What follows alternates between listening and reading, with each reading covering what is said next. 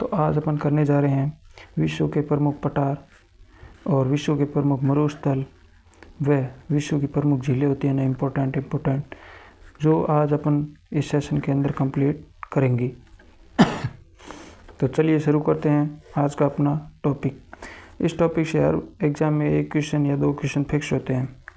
तो चलिए दोस्तों आज अपन शुरू करते हैं। इसके अंदर विश्व की प्रमुख पठार पहले स्टार्ट करते हैं। इसमें सबसे पहले आता है एशिया माइनर का पठार है, वो किस देश के अंदर है? तो एशिया माइनर का पठार है वो तुर्की देश के अंदर है। फिर आता है अनातोलिया का पठार, ये भी तुर्की के अंदर है। फिर आता है मेसाटा का पठार जो स्पेन के अंदर है। फिर आता है चियापास पठार, ये होता है ना, ये दक्षिणी मैक्सिको क्षेत्र के अंतर्गत आता है। फिर आता है अलास्का का पठार, ये अमेरिका के अंदर आता है।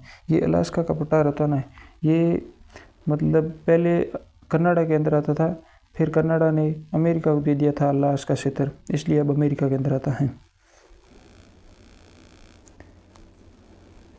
फिर आता है कोलंबिया का पठार, ये भी अमेरिका के अंदर आता है। फिर आता है येट बेसिन का पठार, ये भी अमेरिका में आता है। फिर आता है ढक्कन का पठार, ये भारत के अंदर आता है, जो महाराष्ट्र राज्य के अंदर आता है। फिर आता है ईरान का पठार, जो ईरान में ही है। फिर आता है ब्राज़ील का पठार, ब्राज़ील का पठार दक्षिण अमेरिका के अंदर आता है। फिर आता है अबिसिनिया का पठार, जो इथियोपिया व सोमालिया में आता है। फिर आता है ब्राज़ील का पठार दक्षिणी अमेरिका में आ गया। फिर आता है अबिसिनिया का पठार सोमालिया और इथियोपिया में आता है। फिर आता है मेडागास्कर का पठार, मेडागास्कर अफ्रीका में आता है। फिर आता है ऑस्ट्रेलिया का पठार, जो पश्चिमी ऑस्ट्रेलिया के अंतर्गत आता है। फिर आता है कोलोराडो का पठार, जो अमेरिका के अंदर आता है। फिर आता है ग्रीनलैंड पठार, जो ग्रीनलैंड के अंदर आता है।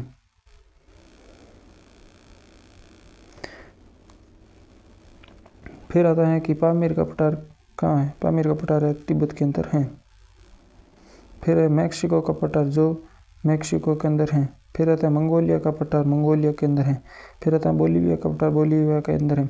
यदि पामीर का पठार पूछे तो तिब्बत आएगा, और मतलब विश्व की सबसे ऊंची छत पूछे ना तो उसमें पामीर का पठार आता है, और क्षेत्रफल पूछे तो तिब्बत का क्षेत्र आता है। अब नेक्स्ट पढ़ेंगे अपन जो ये विश्व के बारे में प्रमुख मरुस्थल होते हैं ना, इसके बारे में। तो आगे नेक्स्ट शुरू करते हैं। इसमें कि कौन सा मरुस्थल है वो कौन से देश के अंदर है, ये भी बहुत इंपॉर्टेंट है, क्योंकि हर बार एग्जाम में क्वेश्चन आता है कि सारा मरुस्थल है वो किस देश के अंदर है। ये अफ्रीका महाद्वीप में अंदर है, ये उत्तरी अफ्रीका होती है, क्योंकि इसमें भी दो आता है, उत्तरी और दक्षिणी, तो ये उत्तरी में आता है।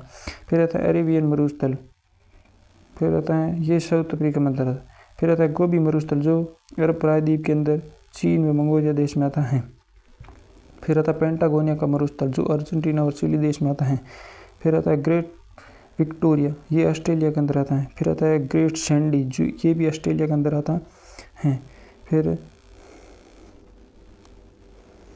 देखिए, फिर आता है गिब्सन मरुस्थल, ये मरुस्थल लिखा हुआ है, ये भी ऑस्ट्रेलिया के अंदर आता है। फिर आता है थार का मरुस्थल, ये बाहर लिखा हुआ है बट इसमें आता है थार, थार का मरुस्थल होता है, ये भारत और पाकिस्तान के अंदर है। फिर आता है चिहुआहुआन, मैक्सिको अंदर आता है। फिर आता है ग्रेट बेसिन, जो उत्तरी अमेरिका के अंदर आता है। फिर आता है काराकोरम मरुस्थल, जो उज्बेकिस्तान और तुर्कमेनिस्तान में आता है।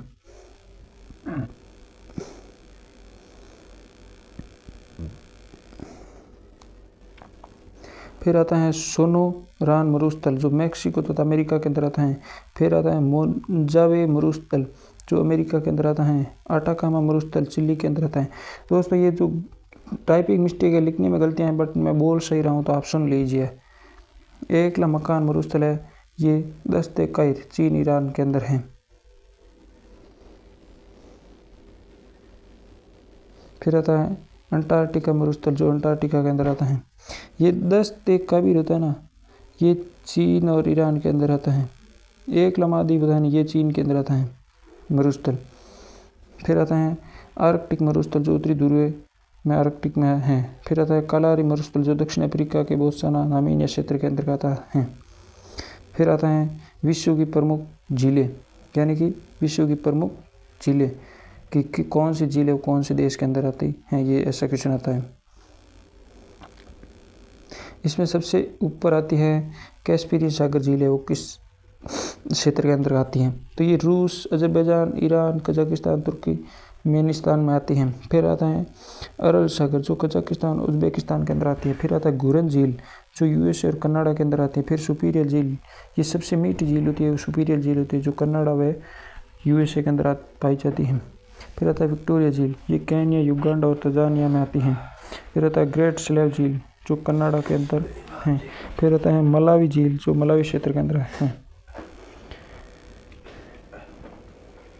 फिर आती है बैकाल झील, ये रूस के अंदर होती है और ये सबसे गहरे में पाई जाती है। फिर आता है टाकानिका झील जो तंजानिया और कांगो देश में पाई जाती है। फिर आता है मिशिगन झील जो यूएसए और कनाडा में है। फिर आता है इरी झील जो यूएसए और कनाडा में है। फिर आता है विनियग झील जो कनाडा के क्षेत्र में पाई जाती है। फिर आता है ओटारियो झील जो यूएसए के अंदर है।